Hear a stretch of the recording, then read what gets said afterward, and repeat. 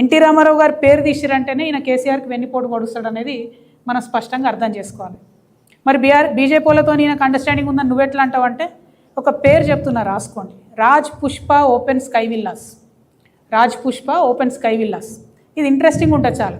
ఈ Raj Pushpa open sky విల్లాస్లో ఒక ఇంటి నుండి పాలల్లో పసుపు మిరియాలు కలిపి హరీష్ రావు గారి ఇంటికి పోతాయి. అంటే అది కోడ్ అన్నట్టు. అక్కడికి వచ్చే ఆర్ఎస్ఎస్ పెద్ద మనిషి మిరియాలు పసుపు కలిపిన పాలే తాగుతాడు పొద్దంతా. ఆయన ఎవరో మీరు ఇంటర్నెట్ వెతికితే మీకు తెలిసిపోతారు.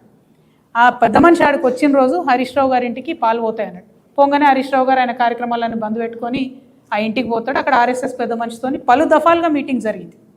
ఈ టోటల్ అండర్స్టాండింగ్ ఏంటంటే బీఆర్ఎస్ పార్టీని హస్తగతం చేసుకొని వెన్నుపోటు వచ్చే రాజకీయం. సరే నేను బీఆర్ఎస్ పార్టీలు లేను, బీఆర్ఎస్ పార్టీ ఏమైతే నాకేందో అది 1000 చెక్కలైనా 3 ముక్కలైనా నాకు వచ్చేది లేదు పోయేది లేదు. కానీ ఇక్కడ హరీష్ రావు గుంటనక్క అనేటటువంటి వ్యక్తి యొక్క వ్యక్తిత్వం తెలంగాణ ప్రజలకు తెలవాలి కాబట్టి చెప్తున్నా. ఉన్న పార్టీని ఉన్న ఇంటిని తిన్నింటి వాసాలు లెక్కబెట్టేటటువంటి వ్యక్తిత్వం. మంత్రిగా ఉన్నప్పుడు ఆ పవర్తో చేసినటువంటి అవినీతి పరుడిని ప్రజలకు మళ్ళొకసారి నేను గుర్తు చేస్తూ ఉన్నా. ఇటువంటి అవినీతిపరుడు, ఇటువంటి వెన్నుపోటుదారుడు ఇప్పుడున్న ముఖ్యమంత్రితో వీళ్ళిద్దరికి లాలూచి. అంటే ఎటువంటి రాజకీయాలను ప్రోత్సహించాలో దయచేసి తెలంగాణ ప్రజలు ఒక్కసారి ఆలోచన చేసుకోమని నేను కోరుతున్నా. ఈ ముఖ్యమంత్రి గారు ఏం చెప్పారు తెలంగాణ ప్రజలకి? పదే పదే కాళేశ్వరంలో అవినీతి జరిగింది, ఫోన్ ట్యాపింగ్ జరిగింది. మరి ఏమైంది నాయన కేసు? ఫోన్ ట్యాపింగ్ కేసు ఏమైంది? కాళేశ్వరం కేసు ఏమైంది? అంటే ఇవి ముందుకు పోతలేవు అంటే అర్థమైంది ముఖ్యమంత్రి గారు అబద్ధమన్నా చెప్పి ఉండాలి, లేదంటే లాలూచి అన్న పడి ఉండాలి. మరి రెండిట్లో ఏం జరిగింది? ఇటు బీఆర్ఎస్ వాళ్ళతో లాలూచి, అక్కడనేమో మోడీ బడేబాయ్ అని ఆయనతో లాలూచి. అసలు ఏంది ఇది? ఎందుకు తెచ్చుకున్నాం తెలంగాణ? ఇటు ఆంధ్రోలతో లాలూచి, పొలిటికల్ పోస్టులు వాళ్ళకి ఇచ్చుడు. ప్రాజెక్టుల గురించి మాట్లాడతాడండి ముఖ్యమంత్రి గారు. నిన్నగాక మొన్న కృష్ణా నీళ్ళలో 50% ఒప్పుకొని వస్తారు ఎవరన్నా? 70% కదా రావాలి. 50% ఒప్పుకొని వస్తారా? సంతకాలు పెట్టి వచ్చిర్రు. అంటే ప్రాజెక్టులు చూడరు, పొలిటికల్ పోస్టులు వాళ్ళకే పోతాయి. ఎందుకు మరి తెలంగాణ తెచ్చుకున్నది?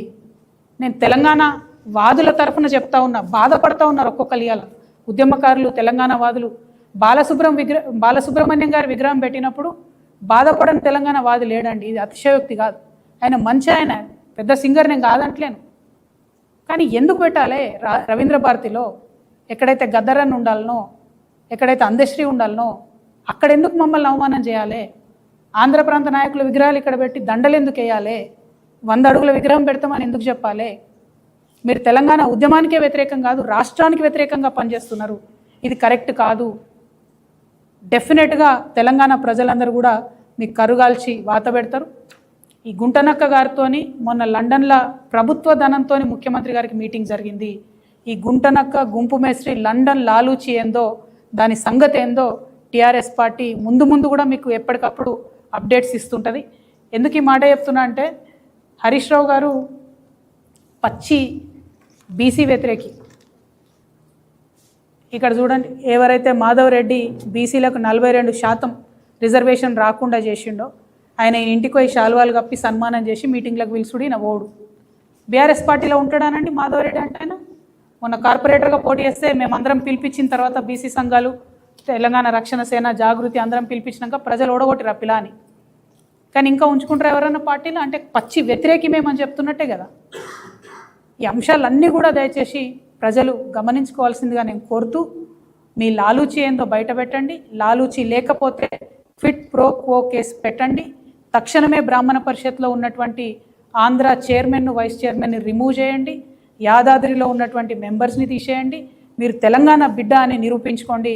లేకపోతే నేను మాత్రం ఇప్పటి నుంచి ఎప్పుడు పిలిచినా ఆంధ్ర రేవంత్ రెడ్డి గారు ఆంధ్ర ఏజెంటు, మా తెలంగాణ సీఎం అని చెప్పి పదే చెప్పాల్సి వస్తుందని చెప్పి తెలియజేస్తూ, మరి తెలంగాణ ప్రజలందరినీ కూడా మేము నిజామాబాద్లో 31 నాడు సభ పెడతా ఉన్నాము తెలంగాణ రక్షణ సేన తరఫున. దానికంతా కూడా పెద్ద ఎత్తున హాజరయ్యి మమ్మల్ని దీవించి ఆశీర్వదించి స్ఫూర్తి నింపి మమ్మల్ని ముందుకు నడపాలని కూడా కోరుకుంటా ఉన్నాను. పోయినసారి అడిగిన బ్రదర్, అప్పుడు పట్నంలో లేకుండా వారిపోయినరు. ఈసారి అడగకుండానే విదేశాలకు వెళ్ళిపోయినరు. ఈ ఆడబిడ్డలకు మాకు కూడా ఆత్మగౌరవం ఉంటుంది కదా, బాధ అవుతుంది కదా. ఏమో తెలియదు నాకు. మా ఆత్మగౌరవం మాత్రం చాలా బీభత్సంగా హట్ అయింది. మాకు కూడా రేషం ఉంటుంది, ఎన్నిసార్లు అడుగుతుంది. Thank you. జై తెలంగాణ.